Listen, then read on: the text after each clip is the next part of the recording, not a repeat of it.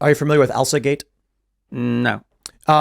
You should look into this, especially with your research. The frozen push out? It wasn't just that, but ElsaGate was the name of this phenomenon that happened several years ago, about maybe 5 years ago, where adults weren't noticing this because the feeds that we're getting are like, CNN and entertainment and celebrities and music and sports. Kids were getting initially a wave of videos. This is where ElsaGate comes from, of Elsa, Spider-Man, and the Joker running around with no sound, like with no dialogue, engaging in strange behaviors. Right. So it started with Elsa going, ooh, and the Joker kidnapping her, and then Spider-Man saving her. The general idea was Joker, Elsa, and Spider-Man were very popular search terms in the algorithm. And so if you combined these things in a long video, kids would watch it and they'd get high retention and all that. It would promote it more. It devolved into psychotic amalgamations of Hitler with breasts and a bikini doing Tai Chi while people from India sing nursery rhymes. And then it started, you started getting these videos where the thumbnails were people drinking from urinals and eating human feces. And this was being given to toddlers and children on YouTube. Sick. What had happened, and a lot of, amateur internet sleuths started digging into what was going on. The general idea was that this section of YouTube was completely overlooked or ignored, or perhaps it was intentional. But what happened was parents would select a nursery rhyme on a tablet and give the tablet to a baby, put it in front of them being like, there, I'll get a few minutes to myself. The baby watches a very innocent nursery rhyme video, but the next up video would slowly move in the direction of this psychotic algorithmic nightmare, to the point where, like I mentioned, the nursery rhyme, it was Finger Family, was a hand would pop up showing Hitler's head on one of the fingers and then Hitler's head on another finger, Hitler with breasts, I am not kidding, in a bikini doing Tai Chi with the Incredible Hulk. And then eventually videos where like Peppa Pig was being stabbed mercilessly with blood spraying everywhere. Pregnant women were eating feces and getting injections while it was happening.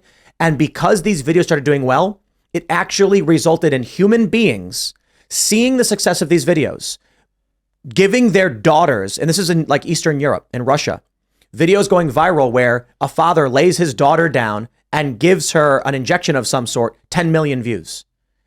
And eventually there's a massive backlash when people realized this was happening, and then it started getting crushed, and then YouTube had a big panic, and then they said, we're going to roll out YouTube Kids, and we're going to be very safe and try and protect them.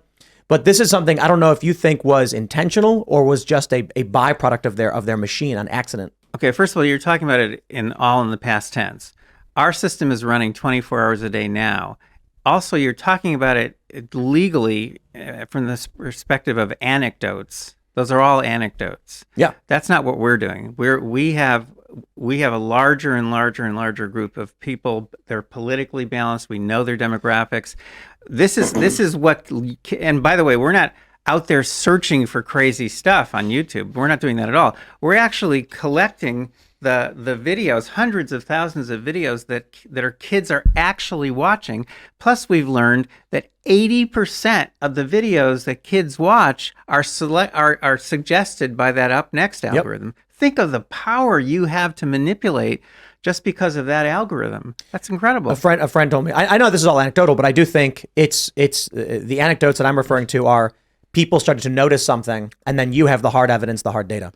A friend told me that she was watching, her kid was watching Disney Channel, and an anti-Trump commercial came on, and she was like, what the?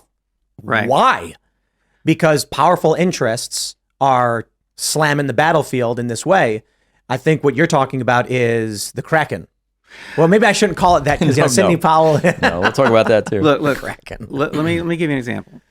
A parent walking by their kid's tablet, let's say, wouldn't even notice that anything was wrong. Yep. Okay. But we're collecting the actual videos, and here's what happens. There's a weird cartoon. So with this, it relates to what you said just a few minutes ago. Weird cartoon, but then all of a sudden, boom, something crazy happens. There's a shriek, and a head flies through the air, and there's blood everywhere, and then it's gone. So it's very, very brief. Happening. Oh yeah, that's happening right now.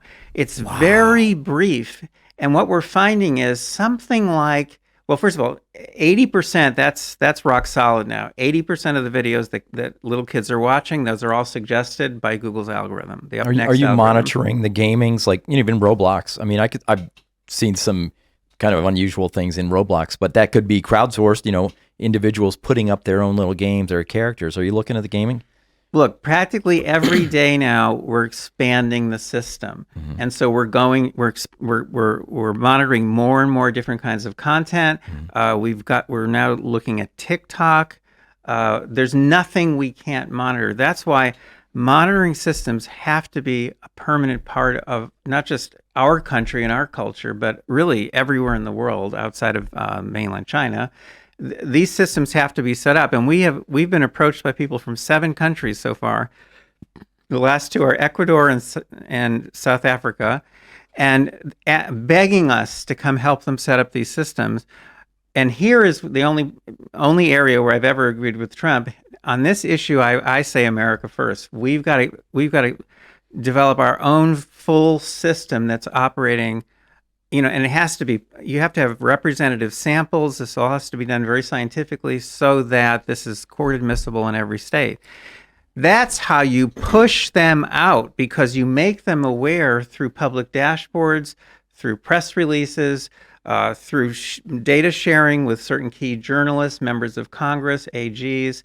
That's how you push them out. They would be insane to continue this stuff. I want to go back to that one point that you just made. So you're saying that there are innocent-looking videos. The thumbnail may just be a smiling little sheep, and it says, learn your ABCs. Right. It's 15 minutes long, but then at 8 minutes and 3 seconds, all of a sudden a head pops up, explodes, and is gone. Add to that the fact that if you mouse over the bottom of that video, you can actually see, the frequency with which that part of the video is being viewed. And very often now we're seeing a spike right at that point where that crazy brief thing happens. Now, how do we find examples of this? They rewind and go and watch it again. Is there? They're watching those parts over and over and over and over and over again. That's what that means. Is there a way to find one of these right now, or is it buried in YouTube?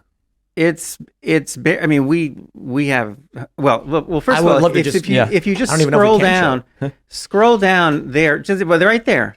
Oh, I see. So that's going to be a carousel. Oh, like this right here, yeah. But that's going to be a carousel showing images that we're collecting in real time. You can pull this up, Kellen. We have a, yeah. So in other words, not. You're going to see actual real. This is your site, and you're going to be able to click on them, and that's going to take you to the videos. This is your site. You put these up on your site. So this is a mock-up for now. Mm-hmm. Oh yeah, no, go down right there. Look at that. This is really nuts. This is so nuts because on the left you see the political leaning of every state, and that should be very familiar to you.